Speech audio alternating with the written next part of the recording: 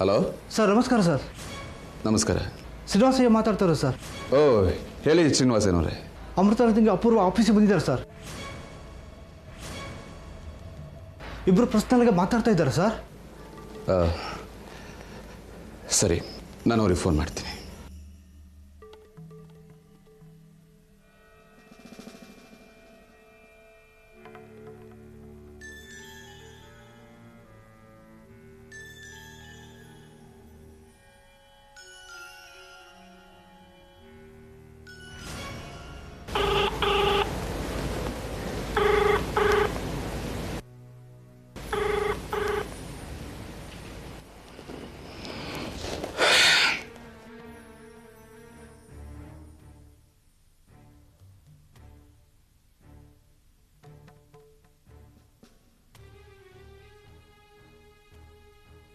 Hello Harish, ನಾನು ಅಲ್ಲಿ ಅಮೃತ ಅವರಿದ್ದಾರೆ. ಹಾಂ, ಒಂದು ನಿಮಿಷ ಕೊಡ್ತೀರಾ? ಅಮೃತ ಅವರೇ, ಓಹೋ, ನೀವು ಇಲ್ಲಿದ್ದೀರಾ? ಒಂದು ನಿಮಿಷ ಸರ್, ಒಂದು ನಿಮಿಷ. ಬಾಸು ನಿಮ್ಮ ಚೇಂಬರಿಗೆ ಟ್ರೈ ಮಾಡಿ, ಅಲ್ಲಿ ನಂಬರ್ ಸಿಗ್ತೇನೆ, ನನ್ನ ಮೊಬೈಲಿಗೆ ಫೋನ್ ಮಾಡಿದ್ದೆ. ಅಯ್ಯೋ, ಕೊಡಿ. Hello sir. ಅಮೃತ, ನಾನು ಚೇಂಬರಿಗೆ ಫೋನ್ ಮಾಡಿದೆ, ಯಾರು ಫೋನ್ ಎತ್ಕೊಳ್ಳಿಲ್ಲ. ಅದಕ್ಕೆ ಹರೀಶ್ ಅವ್ರಿಗೆ ಫೋನ್ ಮಾಡಿದೆ. ಏನಿಲ್ಲ, ಲಾಸ್ಟ್ ಮಂತ್ ಕ್ಲಿಯರೆನ್ಸ್ ಅಕೌಂಟು ಮೇಲ್ ಮಾಡ್ತೀರಾ? ಹಾಂ ಸರ್, ಈಗಲೇ ಮಾಡಿಬಿಡ್ತೀನಿ. ಅಲ್ಲ, ಏನಾದರೂ ಅರ್ಜೆಂಟ್ ಕೆಲಸ ಇದ್ರೆ ಬೇಡ. ಇಲ್ಲ ಸರ್, ನಾನು ಯಾವ ಕೆಲಸನೂ ಮಾಡ್ತಾ ಇಲ್ಲ. ಯಾರಾದರೂ ಬಂದಿದ್ದಾರಾ? ನನ್ನ ತಂಗಿ ಆಫೀಸಿಗೆ ಬಂದಿದ್ಲು, ರೆಸ್ಟ್ ರೂಮಲ್ಲಿ ಮಾತಾಡ್ತಿದ್ದೆ ಅಷ್ಟೇ.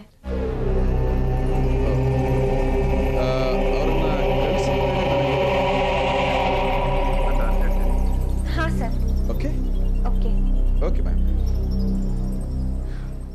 Any problem? ನಥಿಂಗ್. ಓಕೆ, ತಂಗಿ ಬಂದಿದ್ದಾರೆ, ಮತ್ತೆ ಮುಂದುವರಿಸಿ. ಹಾಂ.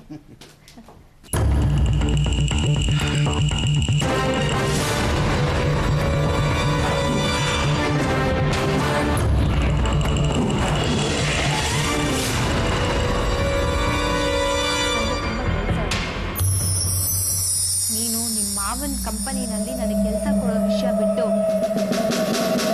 ಬೇರೆ ಏನಾದರೂ ವಿಷಯ ಇದ್ದರೆ ಮಾತಾಡ್ತೀನಿ. ಏನು ಬರ್ತೀನಿ. ನೀನು ಉದ್ಧಾರ ಆಗೋದ್ರೆ ನೀನು ಈ ಕಂಪ್ನಿನ ಉದ್ಧಾರ ಮಾಡ್ತೀನಿ ಅಂತ ಇಲ್ಲೇ ಕೂತಿದ್ದು.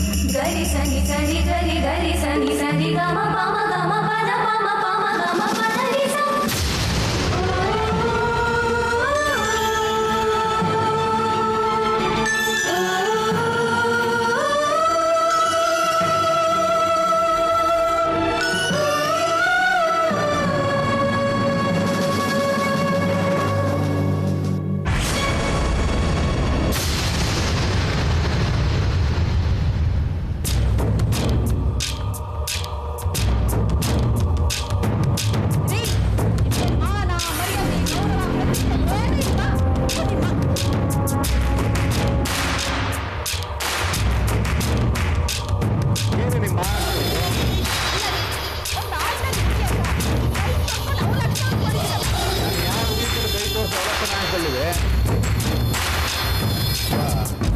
ಅಮ್ಮ ಹೇಳ್ತಾ ಇರೋದು ಅಮೃತಾಗೆ ನೀವು ಕೊಟ್ಟಿರೋ ಕೆಲಸದ ಆಫರ್ ಬಗ್ಗೆ.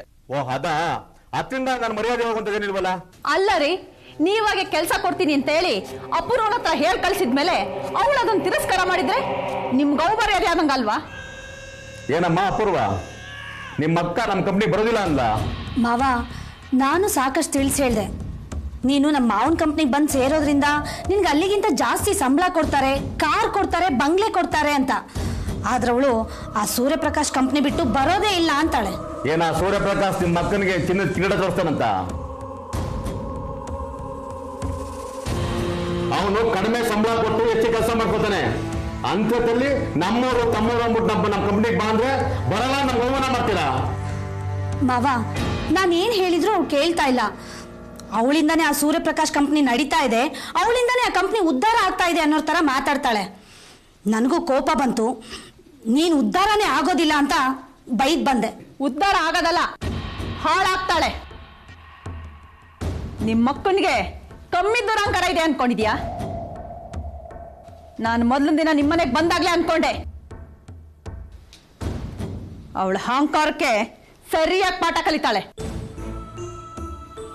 ಅಮ್ಮ, ಅಮೃತ ನಮ್ಮ ಕಂಪ್ನಿಗೆ ಬರಲ್ಲ ಅಂದ್ರೆ ನಾವ್ ಯಾಕೆ ಟೆನ್ಷನ್ ತಗೋಬೇಕು? ಅವ್ಳು ಬರ್ದಿದ್ರೆ ನಮ್ಮ ಕಂಪ್ನಿ ಏನ್ ನಡೆಯಲ್ವಾ?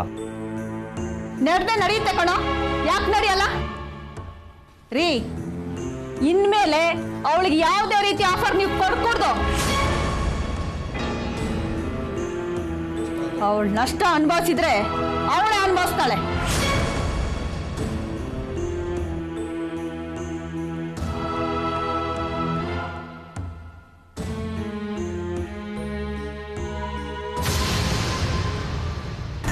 ಇಲ್ಲಿ ಸ್ಟಾಪ್ ಮಾಡಿ. ಏನೇ ಇವಳು ರಿಕ್ಷಾದಲ್ಲಿ ಒಂದು ಇಳಿತಾ ಇದ್ದಾಳೆ ಅಮೃತ? ಅಮಿತ್ ಅಮಿತ್ ಅಮಿತ್ ಅಲ್ಲಪ್ಪ, ಎಲ್ಲಮ್ಮ ಅಮಿತ್ತು? ಅಮೃತು ಅಲ್ಲಮ್ಮ, ಏನ್ ರಿಕ್ಷಾದಲ್ಲಿ ಒಂದು ಇಳಿತಾ ಇದೆಯಲ್ಲ, ನಿನ್ ಗಾಡಿ ಏನಾಯ್ತು? ಅಯ್ಯೋ, ಗಾಡಿ ಪಂಚರ್ ಆಗೋಯ್ತಪ್ಪ, ಅದಕ್ಕೆ ಆಟೋಲ್ ಬಂದೆ. ಅಲ್ಲಪ್ಪ, ನೀವ್ ಯಾರಾದ್ರೂ ಫೋನ್ ಮಾಡಿ ನಂಗೆ ಒಳ್ಳೆ ಸುದ್ದಿ ತಿಳಿಸ್ತೀರ ಅಂತ ನಾನ್ ಕಾಯ್ತಿದ್ರೆ ಒಬ್ರಾದ್ರೂ ಫೋನ್ ಮಾಡೋದೇ ಬೇಡ್ವಾ? ನನ್ಗಂತೂ ಟೆನ್ಷನ್ ತಡ್ಕೊಳ್ಳೋದಕ್ಕೆ ಆಗ್ಲಿಲ್ಲ, ಅದಕ್ಕೆ ಆಫೀಸ್ಗೂ ರಜಾ ಹಾಕ್ಬಿಟ್ಟು ಮನೆಗೆ ಬಂದ್ಬಿಟ್ಟೆ. ಅಮಿತ್ ಅಮಿತ್ ಟೆನ್ಷನ್ ಆಫೀಸ್ ರಜಾ ಯಾಕೆ? ಏನಪ್ಪ ಹೀಗೆ ಕೇಳ್ತಾ ಇದ್ದೀರಾ? ಇವತ್ತು ನಮ್ಮ ಅಮಿತಂದು ಫೈನಲ್ ಇಯರ್ ರಿಸಲ್ಟ್ಸ್ ಅಂತ ನಾನು ಬೆಳಗ್ಗೆನೆ ಹೇಳಿರ್ಲಿಲ್ವಾ? ಎಲ್ಲ ಮರ್ತು ಹೋಗ್ಬಿಡ್ತೀರಾ, ಅದಕ್ಕೆ ನೋಡಿ ಸೀಟ್ಸ್ ತಗೊಂಡ್ ಬಂದಿದ್ದೀನಿ. ಅವನು ರಿಸಲ್ಟ್ ನೋಡ್ಕೊಂಡ್ ಬರಕ್ಕೆ ಕಾಲೇಜ್ಗೆ ಹೋಗಿದ್ದಾನಮ್ಮ, ಇನ್ನೂ ಬಂದಿಲ್ಲ, ನಾವು ಕಾಯ್ತಾ ಇದ್ದೀವಿ. ಏನು ಇನ್ನೂ ಬಂದಿಲ್ವಾ? ಫೋನ್ ಏನಾದರೂ ಮಾಡಿದ್ನಾ? ಇಲ್ಲ ಕಣೆ, ಅವನು ಫೋನ್ ಮಾಡಲಿಲ್ಲ. ದಿವಸ ಕಾಲೇಜ್ ಮುಗಿಸ್ಕೊಂಡು ಸೀದಾ ಮನೆಗೆ ಬರ್ತಾ ಇದ್ದ. ಇವತ್ತು ರಿಸಲ್ಟು ನಾವು ಕಾಯ್ತಾ ಇದ್ದೀವಿ, ಇನ್ನೂ ಮನೆಗೆ ಬಂದಿಲ್ಲ ಕಣೆ. ನನ್ಗೆ ಯಾಕೋ ತುಂಬಾ ಹೆದರಿಕೆ ಆಗ್ತಾ ಇದೆ. ನೀನ್ ಯಾಕೆ ಹೆದರ್ತೀಯ? ಅವನು ನನ್ನ ಮಗ ಫೇಲ್ ಆಗೋ ಫೂಲ್ ಅಲ್ಲ, ಚೆನ್ನಾಗಿ ಮಾರ್ಕ್ಸ್ಕೊಂಡು ಪಾಸ್ ಆಗೇ ಇರ್ತಾನೆ. ಅಪ್ಪ, ಒಂದೊಂದ್ಸಲ ರಿಸಲ್ಟ್ ಪಾಸ್ ಆಗಿದ್ರು ಫೇಲ್ ಅಂತ ಅನೌನ್ಸ್ ಆಗ್ಬಿಡುತ್ತೆ. ನಮ್ಮ ಫ್ರೆಂಡ್ ಅವ್ರ ಅಕ್ಕ ಯಾವಾಗ ಲೈಫ್ ಫಸ್ಟ್ ಕ್ಲಾಸಲ್ಲೇ ಪಾಸ್ ಆಗ್ತಿದ್ಲು, ಅಂಥದ್ರಲ್ಲಿ ಅವಳು ಫೈನಲ್ ಎಕ್ಸಾಮ್ನಲ್ಲಿ ಫೇಲು ಅಂತ ಅನೌನ್ಸ್ ಆಗ್ಬಿಡ್ತು. ಆ ಶಾಕ್ ತಡಿಲಾರ್ದು ಅವಳು ಇಮಿಡಿಯೇಟ್ಲಿ ಸೂಸೈಡ್ ಮಾಡ್ಕೊಂಡ್ಬಿಟ್ಲು.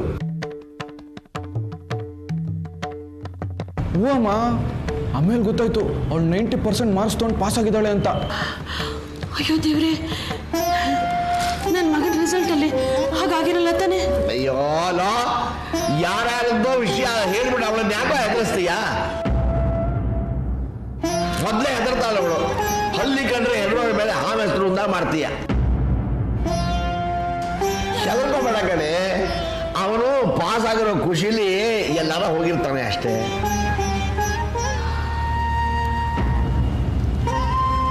ಏನಪ್ಪ ಇದು? ಅಲ್ಲಪ್ಪ, ಮನೆಯಲ್ಲಿ ನಾವೆಲ್ಲರೂ ಅವ್ನ ರಿಸಲ್ಟ್ಗೋಸ್ಕರ ಕಾಯ್ತಾ ಇರ್ತೀವಿ, ಕೇಳಿ ಖುಷಿ ಪಡ್ತೀವಿ ಅಂತ ಅವ್ನಿಗೆ ಗೊತ್ತಿರಲ್ವಾಪ? ಮೊದಲು ಖುಷಿನ ಮನೇಲಿ ನಮ್ಮ ಜೊತೆ ಹಂಚ್ಕೊಳ್ಳೋದು ಬಿಟ್ಟು ಅವನೊಬ್ಬನೇ ಖುಷಿ ಪಡೋದಕ್ಕೆ ಹೋಗಿದ್ದಾನಂದ್ರೆ ಏನಪ್ಪ ಅರ್ಥ? ನೀನ್ ಹೇಳ್ತಿರೋ ಮಾತು ಸರಿ ಕಣಮ್ಮ. ನೋಡು, ಅವನು ಡಾಕ್ಟರ್ ಆದ್ರೆ ಸಂತೋಷ ಪಡೋದಕ್ಕೆ ನಮ್ಗಿಂತ ಇನ್ಯಾರು ಇಲ್ಲ ಅಂತ ಅವನಿಗೆ ಗೊತ್ತಿದೆ. ಇಷ್ಟೊಂದು ಬರ್ಬೇಕಾಗಿದ್ದು ನಿಜ, ಬಂದಿಲ್ಲ ಅಂದ್ರೆ ಅವನ್ನ ಯಾರೋ ತಲೆ ಹಿಡಿದಿದ್ದಾರೆ ಅಷ್ಟೇ. ರೀ, ಯಾರೋ ಹಿಡ್ದಿಟ್ಟಿದ್ದಾರೆ ಅಂದ್ರೆ ಏನ್ರಿ ಅರ್ಥ? ನೋಡಿ ಅಪ್ಪ, ಈಗಷ್ಟೇ ಹೇಳಿದ್ರಿ ಏನೇನೋ ಮಾತಾಡಿ ಅಮ್ಮನ ಹೆದರಿಸ್ಬೇಡಿ ಅಂತ, ಈಗ ನೀವೇ ಹೆದರಿಸ್ತಾ ಇದ್ದೀರಲ್ಲಪ್ಪ. ರೈಟ್, ನಾನು ಮಾತಾಡಲ್ಲ. ಯಾಕೆಂದ್ರೆ ಇನ್ಮೇಲೆ ಮಾತಾಡಿದ್ರೆ ಪ್ರಯೋಜನವಿಲ್ಲ. ಅವನು ಬರೋವರೆಗೂ ಎಲ್ಲ ಕಾಯೋಣ ಅಷ್ಟೇ.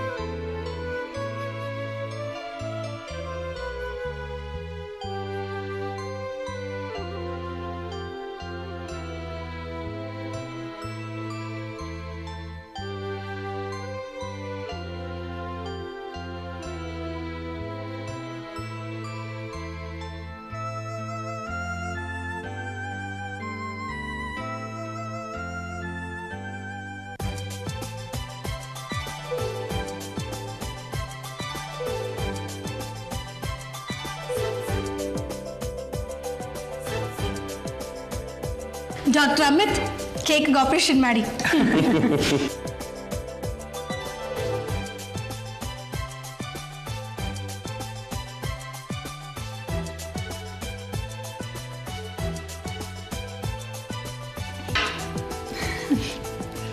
Congratulations doctor Amit MBBS. Daddy ಬರೀ MBBS ಅಮ್ಮ, ಮುಂದೆ MBBS FRCS ಲಂಡನ್.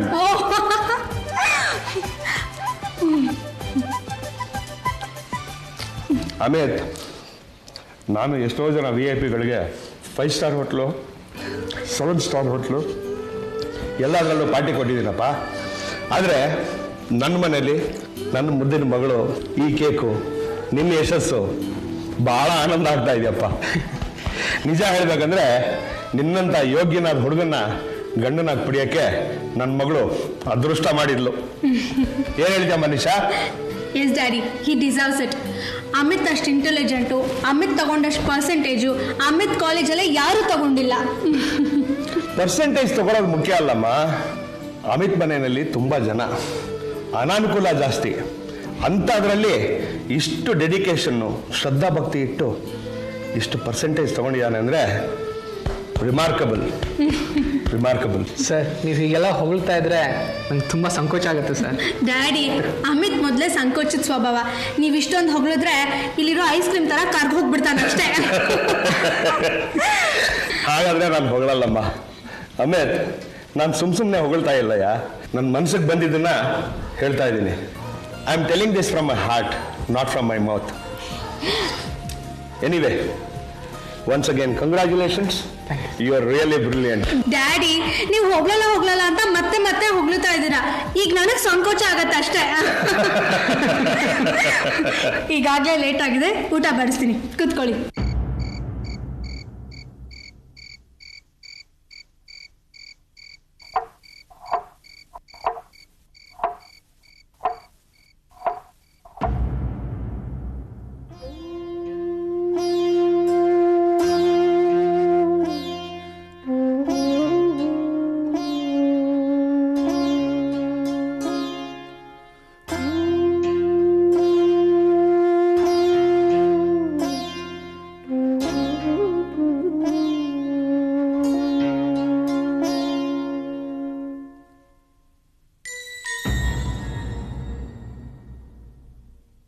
ಅಮಿತ್ ಬಂದ ರೇ, ಅಮಿತ್ ಬಂದ. ಅಮಿತ್, ಎಲ್ಲೋಗಿದ್ಯಪ್ಪ ಬೆಳಗ್ಗೆಯಿಂದ? ನಾವೆಲ್ಲ ನಿನ್ಗೋಸ್ಕರ ಕಾಯ್ತಾ ಇದೀವಿ ಗೊತ್ತಾ?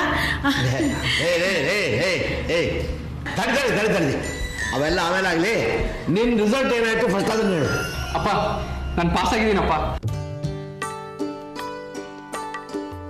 ಅಮ್ಮ, ನಾನು ಡಿಸ್ಟಿಂಕ್ಷನ್ ಪಾಸ್ ಆಗಿದ್ದೀನಮ್ಮ. ಹೌದಾ? ಕಾಲ ಚೆನ್ನಾಗಿರು ಮಗ. ಅಕ್ಕ, ನಾನು ಪಾಸ್ ಆಗಿದ್ದೀನಿ ಅಕ್ಕ. ಲೇ ಅಜಯ, ನಾನು ಪಾಸ್ ಆಗಿದ್ದೀನಿ ಕಣ. ಅಲ್ಲ ಕಣೋ ಅಮಿತ್, ಇಂಥ ಒಳ್ಳೆ ಸುದ್ದಿ ಕೇಳೋದಕ್ಕೆ ನಾವು ಬೆಳಗ್ಗೆಯಿಂದ ಇಷ್ಟೊತ್ತರವರೆಗೂ ಕಾಯ್ಬೇಕಾಗಿತ್ತಾ? ನೋಡಯ್ಯ, ನೀನು ಡಿಸ್ಟ್ರಿಕ್ಷನ್ ಪಾಸ್ ಆಗಿರೋದು ನಮಗೆ ಎಷ್ಟು ಸಂತೋಷ ಕೊಡ್ತಾ ಇದೆಯೋ, ನೀನಿಷ್ಟು ಲೇಟಾಗಿ ಬಂದು ಹೇಳ್ತಾ ಇದೆಯಲ್ಲ, ಅದಷ್ಟೇ ದುಃಖ ಕೊಡ್ತಾ ಇದೆ. ಸರಿ, ಅದು ಒತ್ತಟ್ಟಿಗಿರಲಿ. ನೀನು ಇಷ್ಟೊತ್ತು ಎಲ್ಲೋಗಿದ್ದೆ? ಅದು ಅಪ್ಪ, ನನ್ನ ಜೊತೆಗೆ ಬೇರೆ ಸ್ಟೇಟ್ ಸ್ಟೂಡೆಂಟ್ಸು ಓದ್ತಾ ಇದ್ರು. ಅವರಿವತ್ತು ರಿಸಲ್ಟ್ ನೋಡೋಕ್ಕಂತ ಬಂದಿದ್ದರು. ರಿಸಲ್ಟ್ ನೋಡ್ಕೊಂಡು ಇವತ್ತೇ ವಾಪಸ್ ಹೋಗ್ತಾ ಇದ್ರು.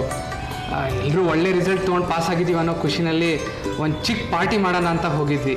ಅದು ತಪ್ಪ? ಎಲ್ಲರೂ ಪಾಸ್ ಆಗಿದ್ದೀರಾ ಅಂತ ಒಟ್ಟಿಗೆ ಸೇರಿ ಪಾರ್ಟಿ ಮಾಡಿದ್ದು ತಪ್ಪಲ್ಲ. ನೀನು ಮನೆಗೆ ಬಂದು ವಿಷಯ ತಿಳಿಸದೆ ಹೋದ್ರೂ ಪರವಾಗಿರ್ಲಿಲ್ಲ, ಒಂದು ಫೋನ್ ಕೂಡ ಮಾಡಲಿಲ್ವಲ್ಲ, ಅದು ತಪ್ಪಲ್ವಾ? ಅದು ಅಕ್ಕ, ನಾವು ಪಾರ್ಟಿ ಮಾಡೋಕ್ಕೆ ಹೋಗಿದ್ದು ಊರಾಚೆ ರೆಸಾರ್ಟ್ನಲ್ಲಿ. ಅಲ್ಲಿ ಮೊಬೈಲ್ ಸಿಗ್ನಲ್ ಸಿಗ್ತಾ ಇರಲಿಲ್ಲ, ಅದಕ್ಕೆ ಫೋನ್ ಮಾಡ್ಲಿಕ್ಕಾಗಲಿಲ್ಲ ಅಕ್ಕ. ಏನು, ರೆಸಾರ್ಟಲ್ಲಿ ಒಂದು ಫೋನ್ ಫೆಸಿಲಿಟಿ ಕೂಡ ಇರಲಿಲ್ವಾ? ನಂಗೆ ಯಾಕೋ ನಂಬಕ್ಕಾಗ್ತಿಲ್ಲ ಕಣೋ. ಅದೆಂತ ದರಿದ್ರ ರೆಸಾರ್ಟ್ ಅದು?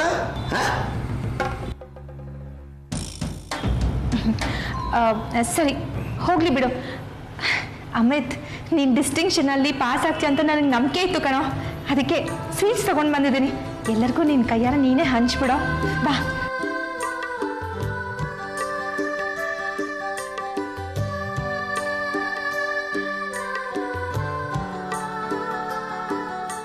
ತಗೋ ಅಮಿತ್, ಎಲ್ಲರಿಗೂ ಹಂಚ್ಬಿಡು. ಆಯ್ತಕ್ಕ. ಅಮಿತ್ ಅಕ್ಕ,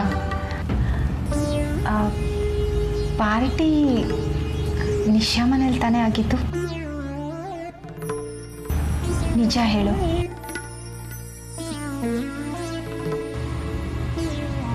ಹೌದಕ್ಕ.